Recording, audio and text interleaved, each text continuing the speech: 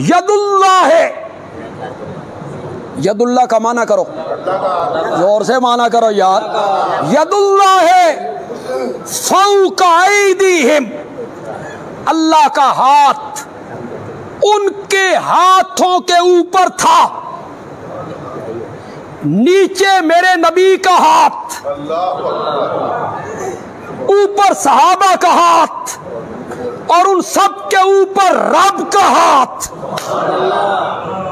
यदुल्लाह फौका ऐदीहिम, उनके हाथों के ऊपर अल्लाह का हाथ था, नीचे नबी का हाथ, दरमियान में सहाबा का हाथ, और सबसे ऊपर किसका हाथ? अल्लाह का हाथ। जोर से बोलो यार, जोर से। छोटा बच्चा साथ हो, रश वाली जगह हो,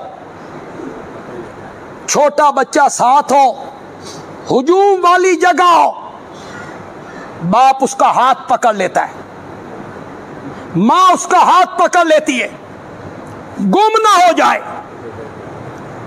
रश वाली जगह पर अगर तू अपने बेटे का हाथ पकड़े तो वो रास्ते से नहीं भटक सकता, और जालिम आदमी जिनके हाथ नबी और रब के हाथ में थे वो कैसे गुमराह हो सकते हैं, कैसे रास्ते से भटक सकते हैं, वो कैसे जुल्म की तरफ जा सकते हैं।